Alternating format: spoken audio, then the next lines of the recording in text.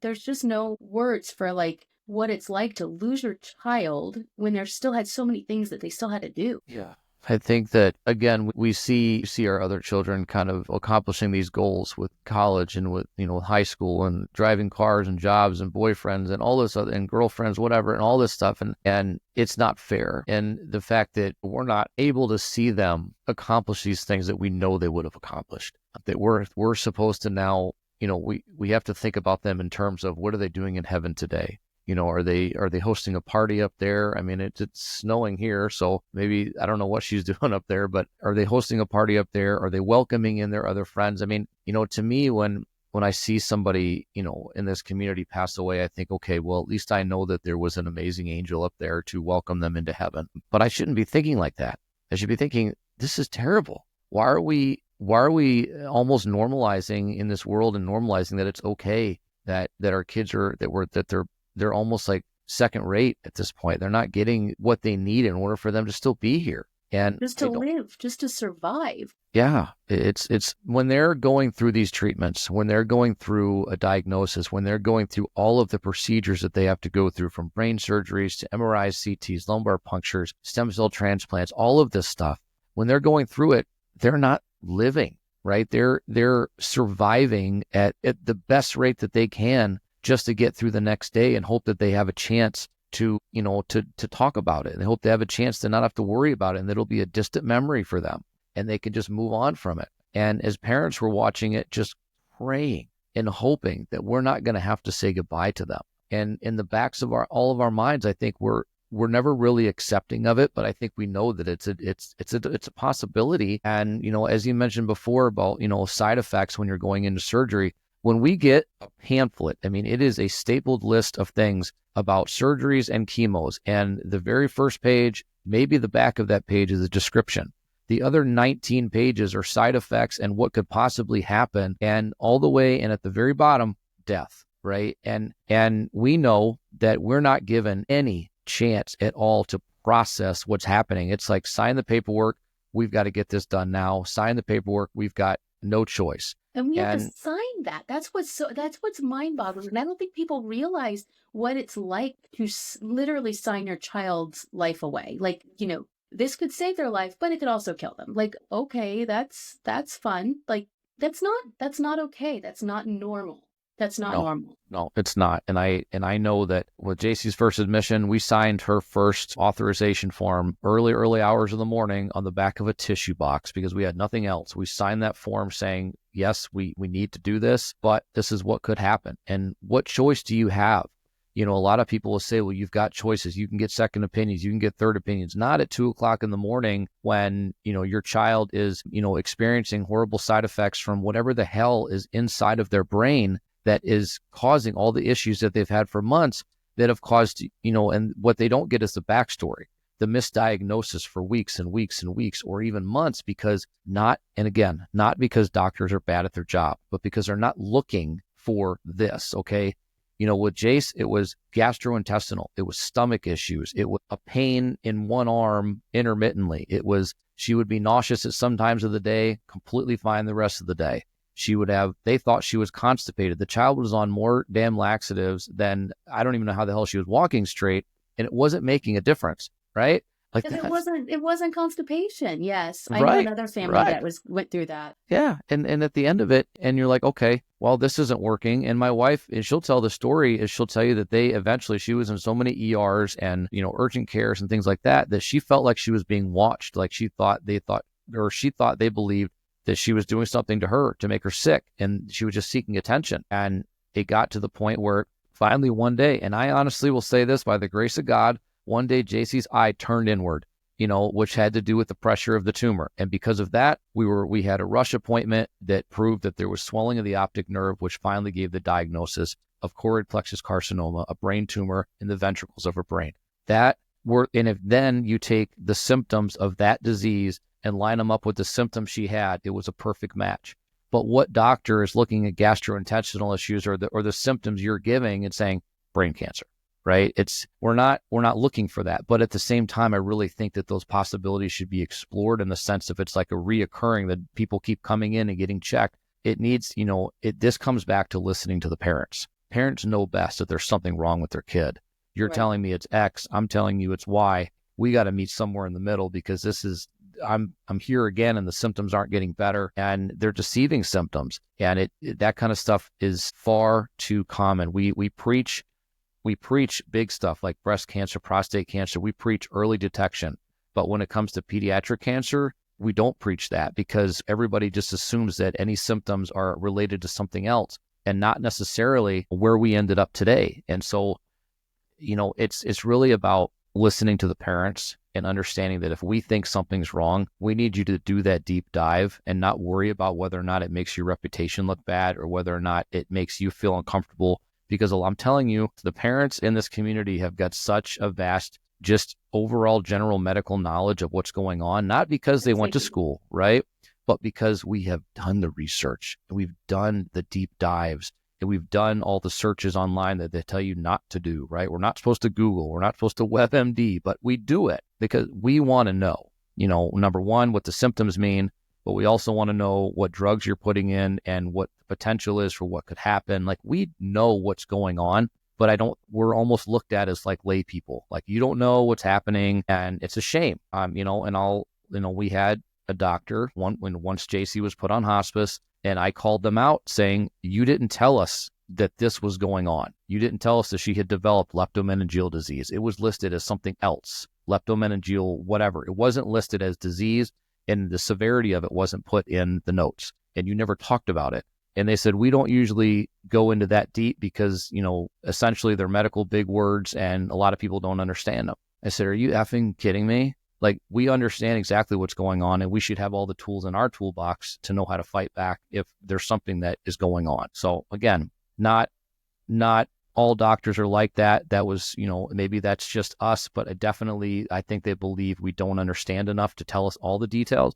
No, I want to know it all. Get detailed, get technical with me, whatever, because believe me, we're going to look it up. Yeah, and like I said, I work in biomedical research. I have access to every medical journal um, through our library system at work, and uh, I was looking up all kinds of articles. And funny enough, one time the librarian emailed me because I had requested an article, and she was like, "Hi, this article is written in Chinese. Do you still want it?" And I was like, "Actually, no, thank you.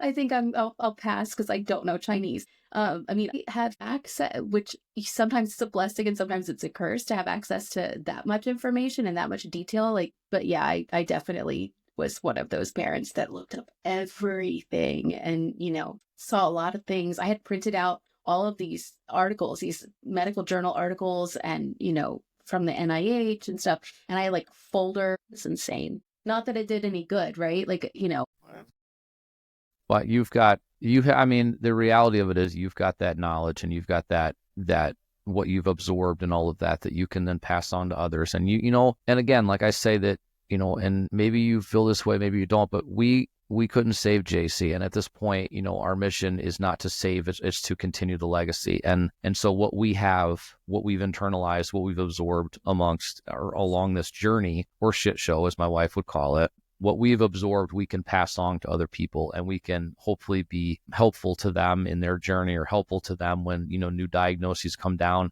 and things like that. And I like to think that that's a reason or that's part of why I was put here. I don't know that I was put on this planet to be an advocate for pediatric cancer, but I was definitely put here to be a voice for people that don't have a voice and to give them the opportunity to speak when they can't. And I think that's a mission that I take very seriously. And I think that, together as organizations, but more importantly as parents, our missions and our sole purpose is to ensure that our kids are safe.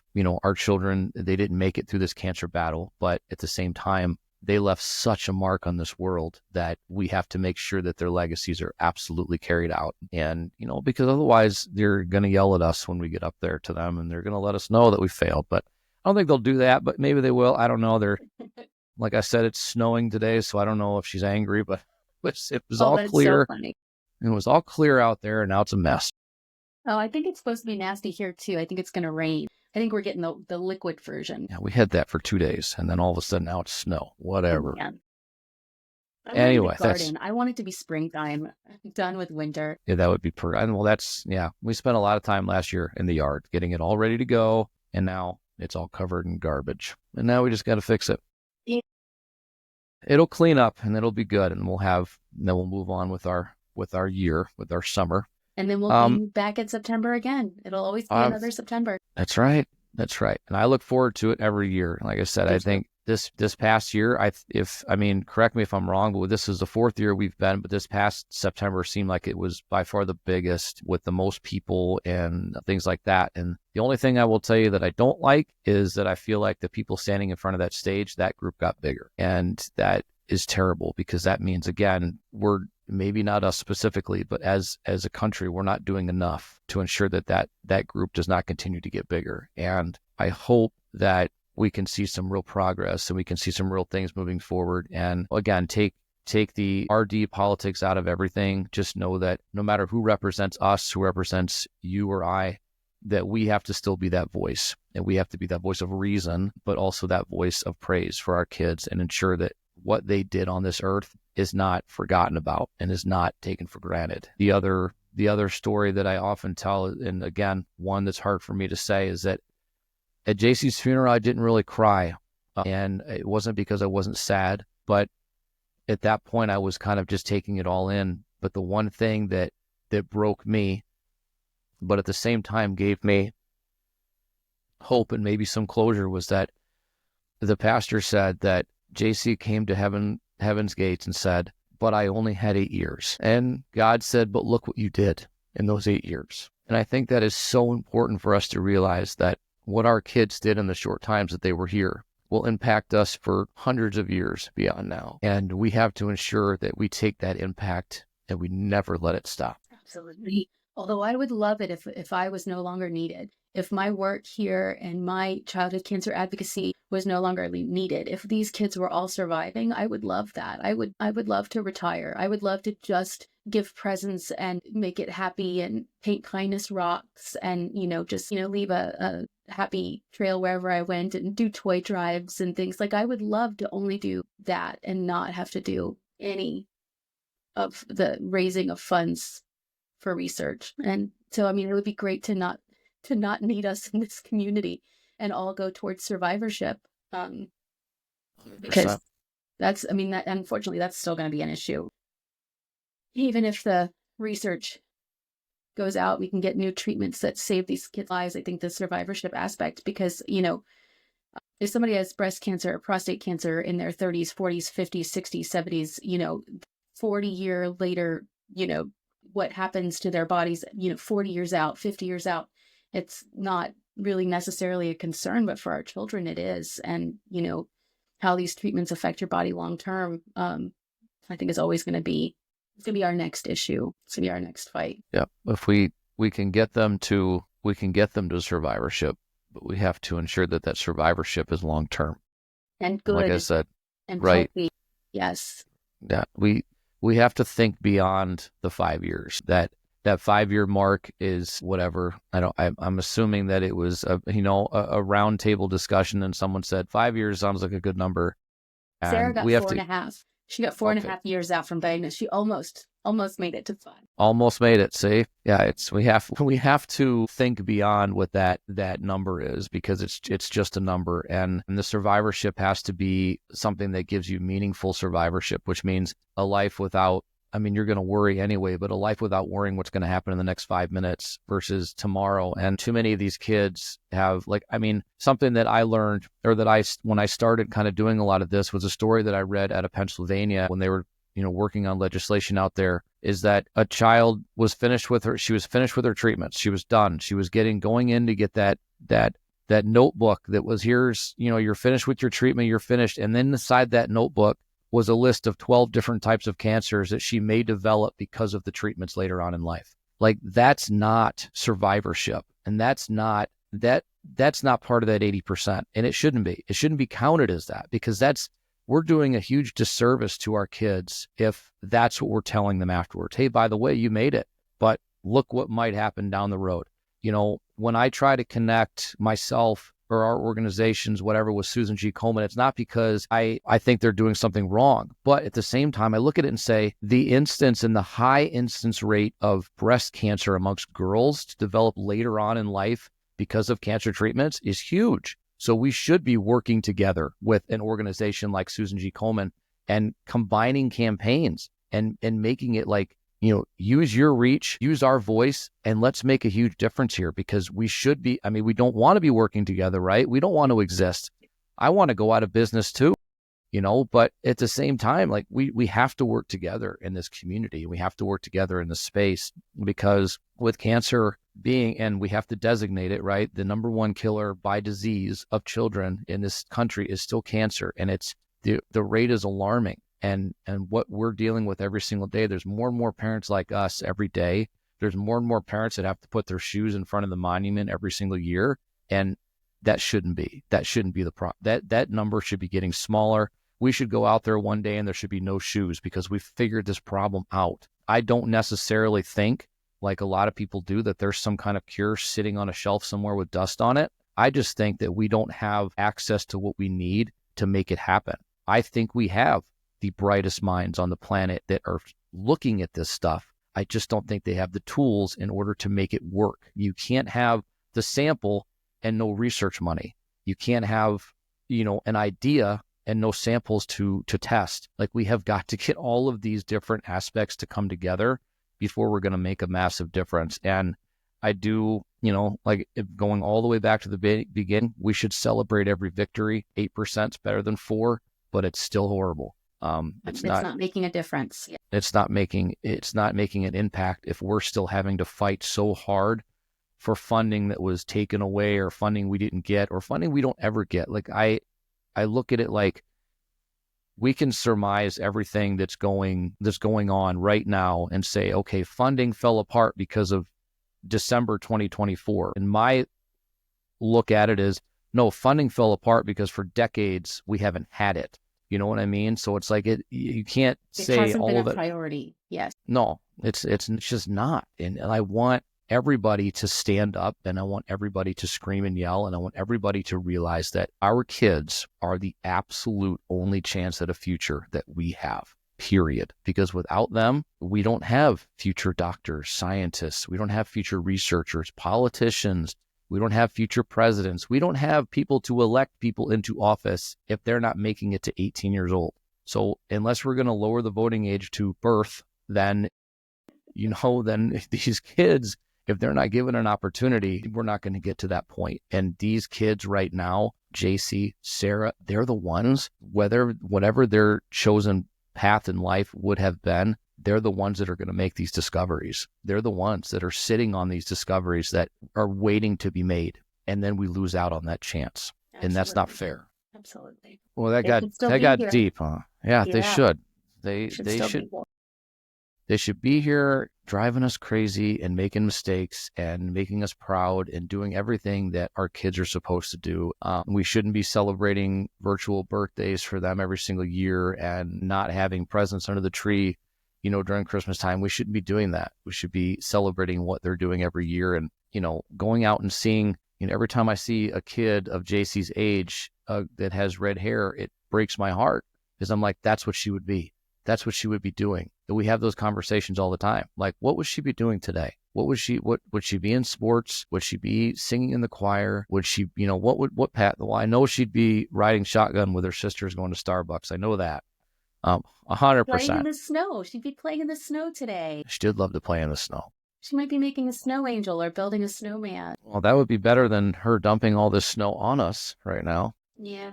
Yeah. But yeah, I love to think about that. And I think often we kind of hit controversy with a lot of parents that don't know why, I guess, we maybe grieve this way, which is happiness. Yes, we're sad a lot of the times and we break down, and, we never broke down in front of JC because, we didn't want to scare her and we didn't want her to think that anything, we wanted to be strong for her. But, our chosen way to grieve is really to throw ourselves into this work and hopefully ensure that we can make a difference for kids moving forward, and kids that are going to be diagnosed today and tomorrow. And for those parents that unfortunately are going to have to hear the words, there's nothing more we can do.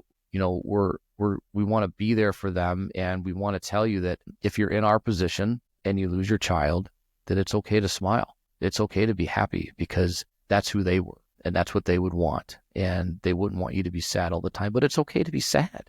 Yeah.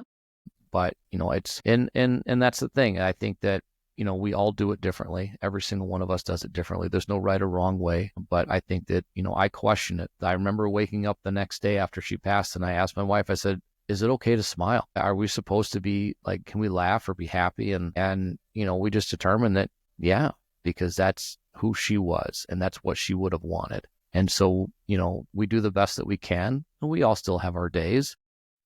And it's this year will, be the 4th year for us that, since she passed. And it's every year, I think it gets harder, because every year I see my other kids growing up and I see what they're doing. So it doesn't get easier. Grief doesn't go away.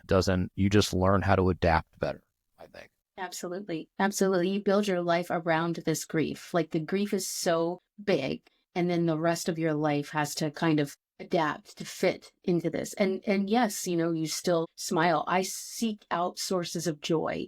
And I think that's really important for grievers to know, that they can seek out the things that bring them joy, because we have to take care of ourselves. We can't honor our children's legacy if we just crawl into a corner and are sad all the time. Like, that's not what they would want, and that's not gonna make change, and it's not gonna make a difference. You do that, you go on the floor and you scream and you cry and you be angry and you be sad and you be devastated, and then you seek sources of joy. So we have chickens, and I think that they're the funniest creatures on the planet. One of the things that brings me joy is to watch them run around the yard. And we have 4 of them, and one of them will find a worm and then like run off and like try to hide it from the other ladies so that they don't see that she's got something good, and like chase her down. And I pick them up, I carry them around, I like cradle them like babies. It's very weird, but it brings me joy. And I feel like we all have to figure out what it is. That's not going to bring everybody joy. That's not it for all of us. But, you find what brings you joy, and you have to like kind of seek it out intentionally. And sometimes joy happens. Sometimes something happy, you have a glimmer and you recognize it and it brings you joy. But sometimes you have to like literally go out and find it. And, and I think that that's so important, because we can't just, I can't just live in grief all the time. I can't sit in it all the time, or I would literally go insane. I have to get out, and I have to find what brings me joy. Almost I have to do it intentionally every day. I have to be like, okay, what am I going to do that helps me? Is it just wrapping my hands around a warm cup of coffee? Is that going to be the thing that brings me joy today? I'm going to do that then. That, whatever it is, I have to like kind of force it and find it. And, because it's hard. It's hard. And we all, I wish I could drink my coffee with Sara and chat with her about her day, and, but, or wheel her out and let her watch the chickens run around, because that would be way better. But, we have to find the joy where it is, and keep working. Yeah, no, 100%. And I know for, at least for me, and I think my wife and I think a lot of the times Facebook memories have been just a great thing for us, a source, because we love to pull things up and pull old videos of JC up, and just, she was such a nut, you know what I mean? And she was very much directed towards the camera, but only on her terms. If you put a camera on her face, no, I'm not having it. But if you walked out of the room, she would take your phone and make videos and all of that. And we love to look at that and just laugh, because that's who she was. That was her personality. And that brings us a lot of joy, because that's just how we choose to remember her. We have obviously we have the photo wall up in DC, and we take the photos home every year. We took one of those with us when we went on the hill this past week, and we took it up there, but we also showed pictures of JC through treatment. But we said, this is how she was going through it. This is what she looked like. And they were hard images to look at. But this picture that's up on the wall, this smiling little face with makeup on and things like that, that's who she was, and that's how we choose to remember her. And so those sources like that, and anything that we think that she would have been involved in. Like I said, we always make jokes that she would have been riding shotgun to Starbucks, and she would have been invading all of their times with their friends, and her friends would have gravitated towards her, and she probably would have even stolen a boyfriend or two. But that's how we choose to remember, because that was her personality. And that's, she never wanted to, and these kids will never want to be defined by cancer and defined by what they went through. But at the same time, it's part of your story. And I say that you own that part of your story, and you ensure that you don't have to talk about it all the time. Our oldest daughter, she doesn't really talk about it ever. And if she does, it's only to her friends. She doesn't really confide in us with that. And that's fine. Our younger daughter, she does talk about it more, and she embraces it. And she comes to DC with us every year, and she embraces that lifestyle, and she talks about it. And it's that difference. They both have that different way of dealing with it. But they choose to honor their sister in different ways, and they choose to honor her in what they do and how they talk about it. And it's, we love to see it, and we've never really encouraged one way or another. We just say, do what you feel is right. And even on the morning that she passed, all of their friends came over, and they went in their room, and they did what they did in there, and they don't talk to us about it. But we love to talk about, anytime they're around, the goofy stuff that they would do with Jace, and the things that made them smile and laugh. And that's the best thing that we can do. I think that's the best thing that we can do with grief. I think holding it all in and not sharing them with the world, and not sharing who they were, their personalities, what they offered. I think it's service, because they were here, and they're still here. And what they did to touch people's lives, is far beyond what I think we'll ever notice. And it's, I've had people, over the past 4 years, I've had people reach out to me that I don't even know, that said that we read your story, or we heard you speak somewhere, or whatever, and it touched our lives. And that's not me. That's JC, right? Yeah. That's Sara. That's not us. That's them. And we're just giving them a voice now. But what they did in their time here was touch the world. And I will continue to forever do that as long as I'm able to. And our businesses hopefully one day won't be needed, and we can just go on just telling our stories and allowing that to be a source of inspiration for people. It doesn't have to always be a source of sadness. Absolutely. It can be a source of inspiration, because what our kids did and what they continue to do can be inspiring, and how they chose to live life. And the fact that I guarantee every single one of them did this journey, and from diagnosis until the unfortunate days for so many, with smiles on their faces and that innocence in life. And I say that too, that the one that we met, our neurosurgeon, and the neurosurgeon that we had, that he told us that the reason that he did what he did was to protect the innocence of children. And the guy was very, very monotone, and there wasn't a whole lot there, but what he would talk to you about, this is why I chose to be in pediatric neurosurgery, was this. Well, So I love that, and it's a lot. This is a lot to talk about, a lot to accept, a lot to absorb, but this is all necessary, and it's all real. This is all the true, real stories that you're not going to get on a TV show, TV commercial anyway. absolutely not. Yeah, no, this is the reality. It's not, they do smile, and they are precious, and they're adorable, but it's also hard stuff. I wanted to, as we're, kind of going through this and stuff. So what exactly does Sara's Acts of Kindness do? I'm glad you asked that.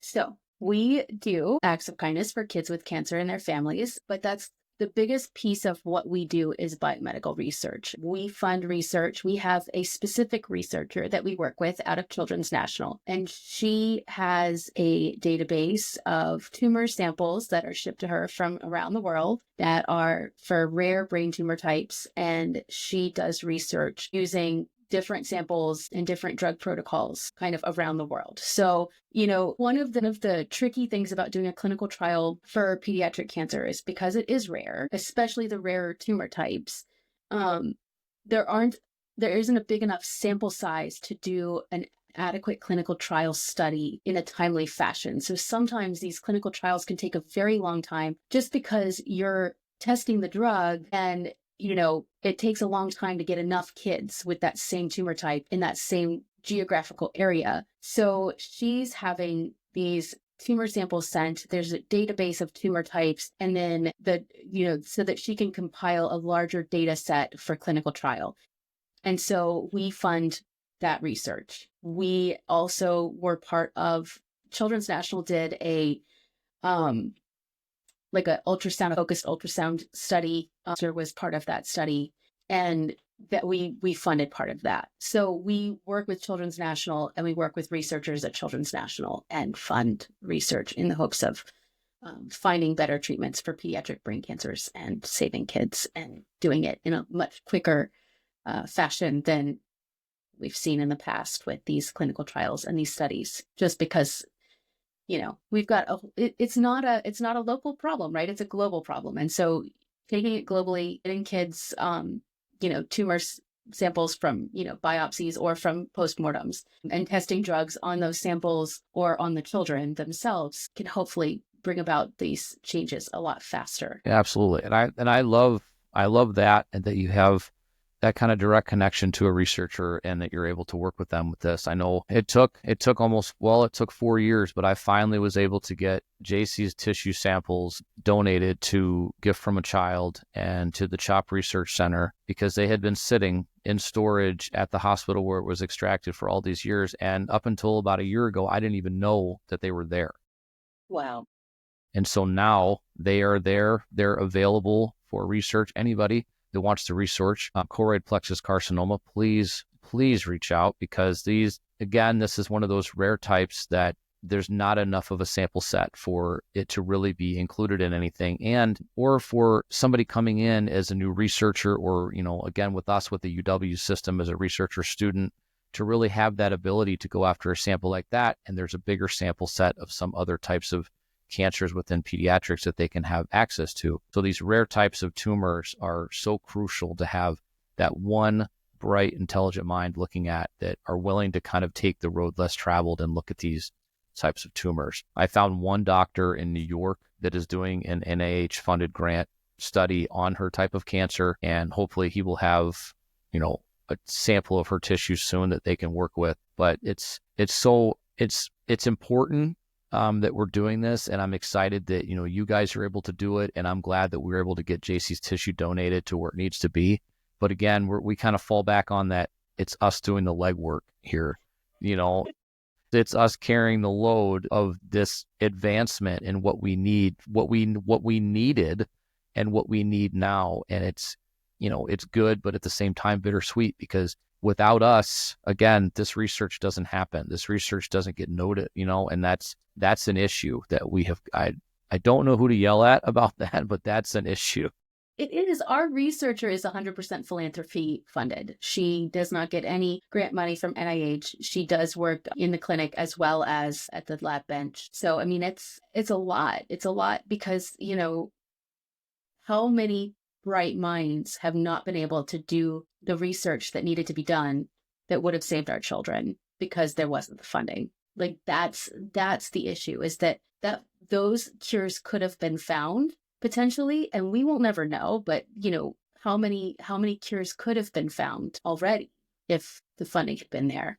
And right. That's devastating. We want to save these kids' lives, and we want that funding to be there, and we want that research to get done. 100%. I every single year when we're sitting in that audience, in DC, and I hear about new therapies or new drugs or new things that are happening, I hear about advancements, and that right there is always the part of the speech that gets my wife upset, gets her angry, sad all at the same time, because then she's looking at me going, but what about JC? Why didn't we have this then? Why didn't we have this sooner? And I don't have an answer, and I wish I did, because again, the problem is that we've got, I think, the brightest minds in all of these areas. I think you've got obviously a bright mind in a researcher in DC. I think we have the brightest minds coming out of the UW college system here in Wisconsin, which, as far as I know, is one of the richest college systems in the country. And we have the minds, we have the knowledge, we have the will to make a change or to do the right research.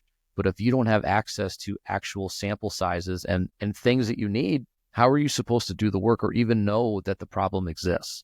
And again, here we are as parents working to get that research done, or get our own personal child samples in the right hands, because otherwise they're just collecting dust and nobody's looking at it. Nobody's saying, hey, you know what? I'm going to skip doing this today because I want to study this rare type of brain cancer that nobody's ever heard of. And that's going to be my goal. That's going to be my thesis paper. And NIH is not going to fund the rare tumor type studies. They're just not, like, because, if you've only got 8%, right, you've got a limited pile of money. You're going to throw it towards the big wigs, the big names. This is why Susan G. Komen is so successful, is because this is, everybody knows somebody who's been affected by breast cancer. Like, it's a big, like, it's bigger, it's more common. But these rare tumor types, like, you don't get the funding for that. And so somebody has to fund it. Somebody has to say, these tumor types are important too. We need to find cures for all of it. And, that's where the philanthropy part of it comes in. And we have to fill in those gaps. We have to make a difference where we can. Yep. And it's, I'm like, like I said, I think on one side, I'm proud that we've been able to, with what we've done here. I'm proud that we've been able to put money towards research and put money towards clinical trial funding and things like that. Like, I'm proud of that. I'm proud of that work that we've done. But at the same time, it's not easy work to raise money in order to put it into these positions. It's not as easy as walking down to the biggest corporation in the area where you work and say, can you write me $1 million check so that I can, figure this out, even though they've got it. And even though they're going to donate millions of dollars every year to whatever their personal causes are, it's not as easy as you may think. And it's definitely, we're not going to stop doing it. We're not going to stop trying, right? We're going to continue to push, but it's not easy work. And philanthropy is huge, but it's, again, we're at the biggest hinder asking for money for our cause because so much of the world believes that this problem is okay and not that big of a deal. One, because of a commercial, and two, because they label it as rare. And they label it as rare because of the Rare Diseases Act, which I wish they would just destroy and wipe out, because as soon as we're in that group and we're in that pile of diseases that are considered rare, nobody's looking at it. Nobody's attempting to make a difference because it's rare. It doesn't happen that often, so we don't have to focus that much energy and effort on it. And to me, I think it's the opposite. Something's rare, you know what? So it's not that common. Let's knock it out.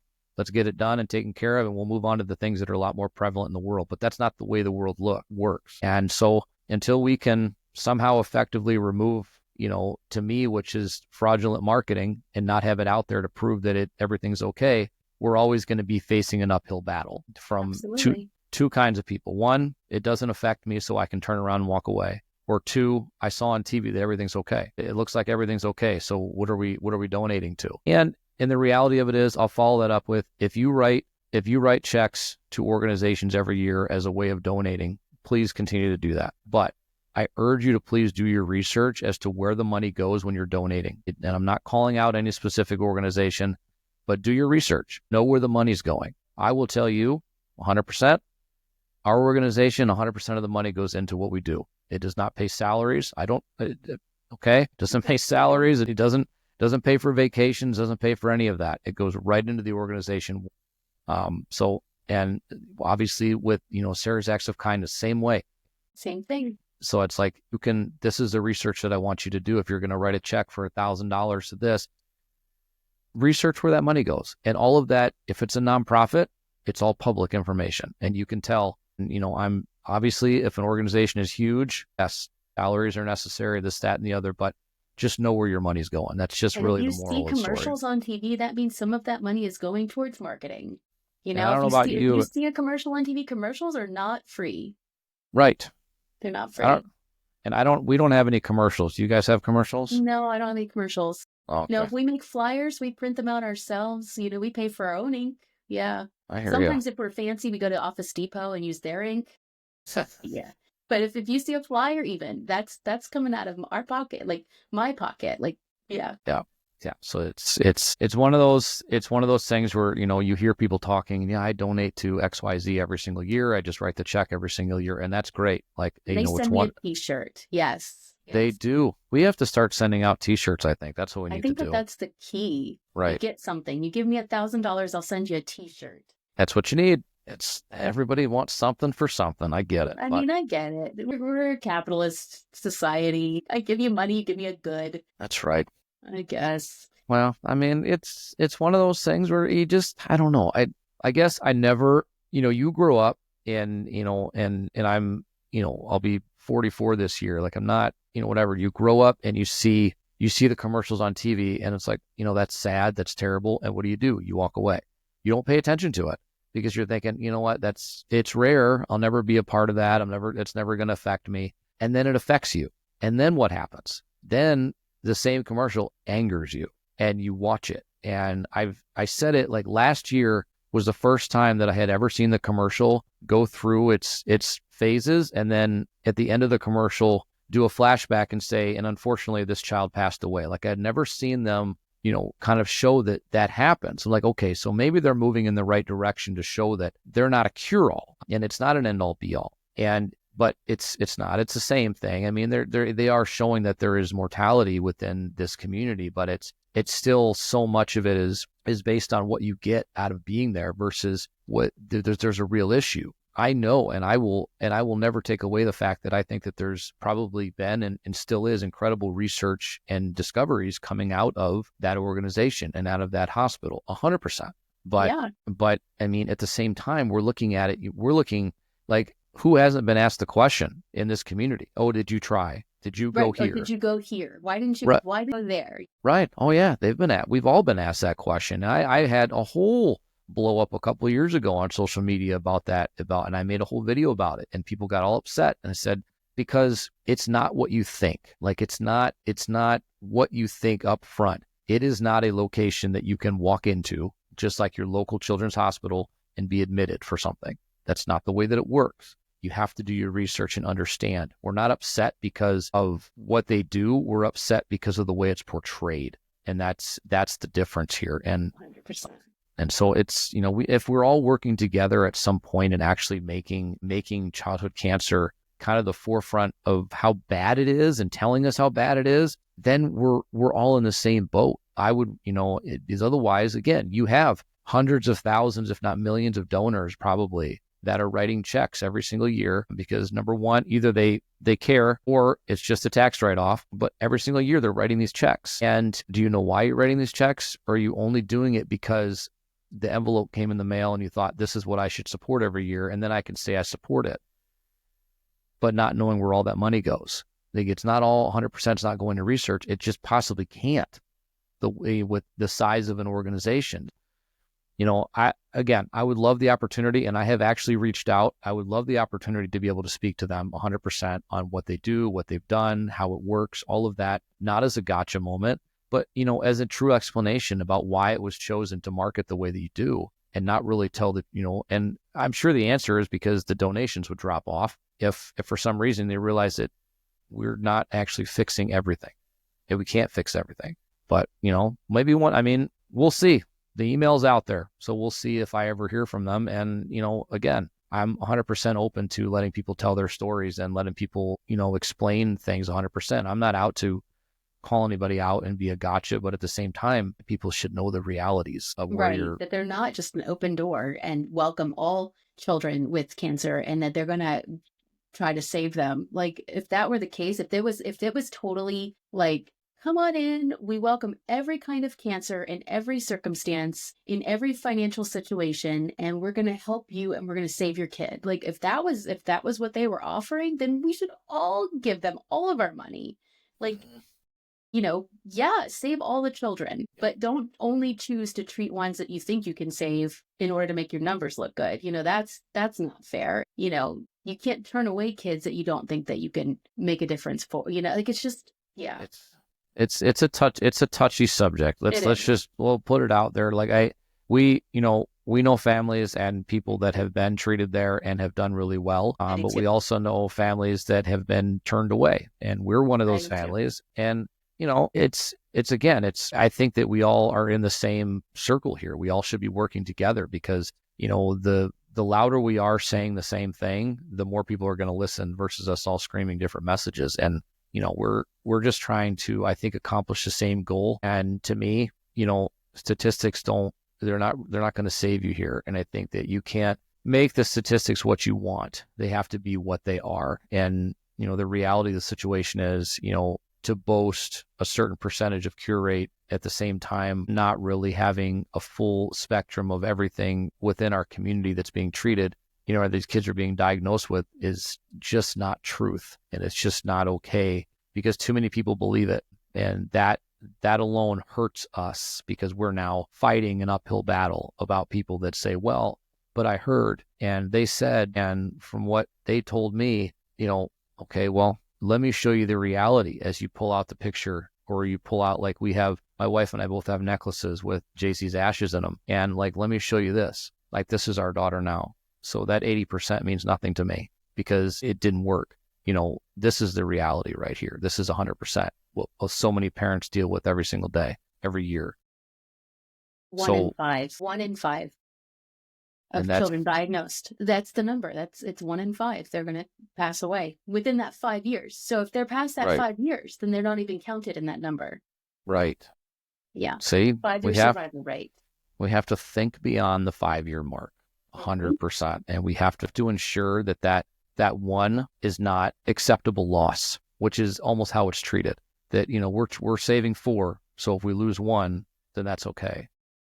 But that one is somebody's child. You could say we lost 1, but that one is a JC. That one is a Sara. That one is somebody's beloved child, a child with a future, and that had parents that loved and wanted them to be here. Every single one. Absolutely. We're all missing, our children every single day. And we're obviously talking about it. And, we should really just be focusing on what we thought our lives were going to be before, what we thought our career paths were going to be before, and not focusing on all of this now and focusing on carrying the weight essentially of an entire country on our shoulders. And, to see the strength in this community, I don't have any doubt that we can carry it and that we can make a difference and a change, but we shouldn't be tasked with that. That shouldn't be our goal every single day. We shouldn't be standing in Freedom Plaza every year shouting at the rooftops for people to come and listen to what we're saying and have none of the people that are physically writing the laws actually there to see what we're saying. That I think if I have anything sad about the whole situation is that we don't ever see any of them there. And it's a shame. It really is, because, as of right now, as of December of 2024, and as of right now, we're in the news again, but not for the reasons that we want to be, not for the reasons that are going to change anything, simply because of outrage. And that's I know they say no press is bad press, but it's not meaningful press. And to me, then what's the point? I would rather be in the press because you see 3,000 families descend on DC because of a disease that is taking our children at a rapid rate. That's what I want to see, the headline.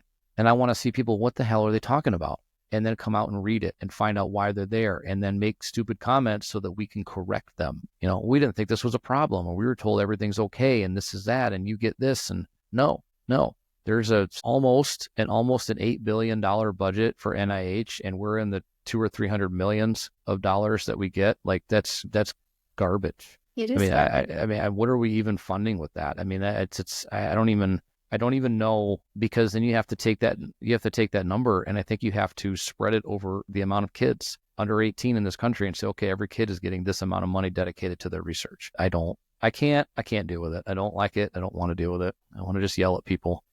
That's where we are. But is there anything that we did not cover about Sara's acts of kindness or research that you have going on, anything like that you would like to cover? Not that I can think of. All right. Then what I do at the end of every episode is I ask my guests to give advice. So advice to the community now, advice to bereaved parents, whoever you choose to, but advice that you would leave based on what you have knowledge of and what you've experienced. Well, I think that you've already given really good advice as to, before you make a donation to a charitable cause, that you research where your money is going. I think that that's very good advice. And also, I would give the advice that if your child is currently in the fight, reach out to people that have been there before, because I feel like, I know for myself and for a lot of other parents who've been in the fight, we are open to talking through it with you, helping you find resources. I definitely love the interactions that I have with people whose children are currently fighting. And then, of course, if you're unfortunately going to become part of this terrible club that we're in, where we have lost our children to cancer, absolutely reach out in that situation as well, because there's so many resources.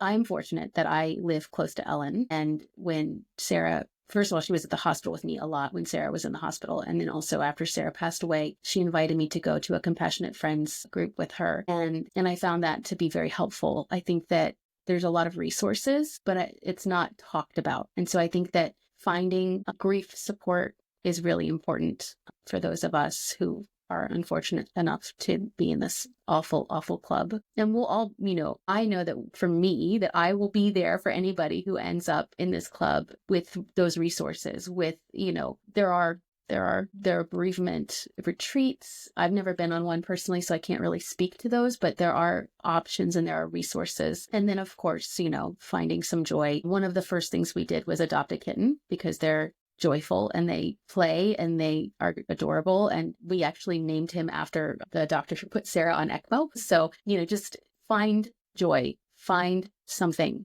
find a path, find a way to, kind of keep pushing yourself through into the next day and the next day. Cause it's a terrible club and nobody wants to be part of it. And, yeah. So I guess that's my advice. Just find your people, find somebody who's been there and lean on them hard, and it's okay. And then, maybe later it'll be your turn to be that person for somebody else. Absolutely. I think that asking for help is very hard to do. And it's something that it takes a long time to learn, a long time to accept that you need help and that it's okay to talk to people. I know my wife and I never did any formal therapy. I think my therapy is, just talking about it more and kind of advocating. And I think that's my therapy. And you've got to be okay with kind of letting people in and making at this point now, making ourselves available for the same thing. And that we're here to listen. We're here to talk if anybody wants to do that. If you just want to scream and yell and you want us to not say a word and then hang up, we'll do that too. But make yourself available. But just,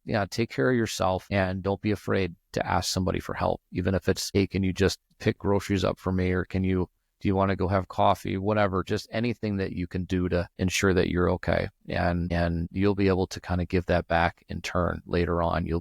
I think you'll be called upon because you'll have that experience and you'll be better suited for better just being there for somebody when they need it. And I think often the best thing that you can do as a friend is just to be there. You don't have to do anything extravagant. You don't have to buy gifts. You don't have to send money, any of that stuff. You just have to be there as a friend, as a person. Far too many people in this community, I think all of us have felt it, that when either when the treatment is over or your child passes, our circle gets a little bit smaller. A lot of times people don't know how to talk to you. They don't know how to treat you. And the ones that are true and they're there no matter what, those are the ones you hold on to because those are the ones that are there for the right reasons. So ensure that the people that are there for you are there for the right reasons. Ensure that you open up when you need to open up and don't be afraid to ask for help if you need it, because it's a sign of strength that you can ask somebody for help in such a tough time. It is absolutely not a sign of weakness. And I think 100%. Yeah, I think we still, I struggle with that. We were always the family that was helping others. We were always the one in the family that was, doing whatever we needed to do. And then we became the family that needed help. And I don't think we really knew how to ask. Everybody said, do you need anything? No, we're good. No, we're good. How are you doing? All right. No, you're not. You're not okay. You're not okay. And it's okay to not be that way, to not be okay, to not be all right. It's okay to break down. It's okay to just say, you know what? I need a break. I need a minute. There's nothing wrong with you. So take the opportunity, take care of yourself, ask for help, and in turn, you'll be able to give that back to others. Absolutely. Absolutely. So, how do people find Sara's Acts of Kindness? Where would they look for you and how can they help? So we are on the internet, of course, saraskindness.org, all one word. There is no H on Sara's name. So it's Sara, no H, Sara's Kindness.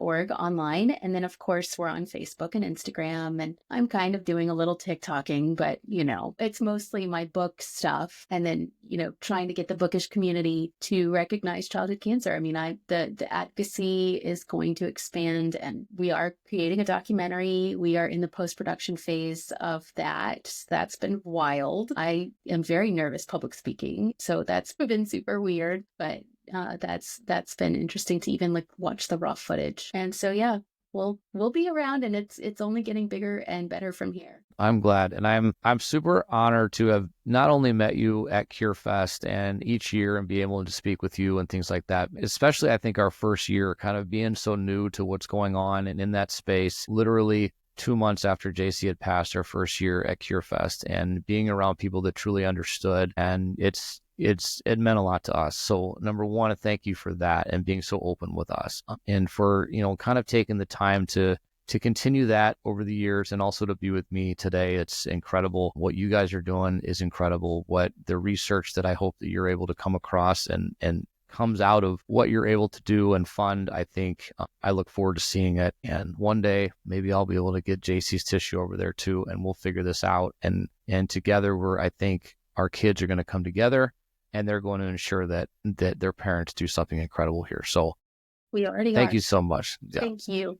Yeah, Thank you. I appreciate it. So you're amazing. And Sarah's Acts of Kindness, make sure you check them out. sarahskindness.org. No H in there. I make that mistake. I put it in there. It happens. Sorry. It happens. But no H in there. Make sure you check them out. I know they've got incredible things going on. And it's also part of where you find out what this community is about. And also you do your research on donations is right there. So thank you again, Angie, for being here with me today. Thank you. And we'll see everybody else next week.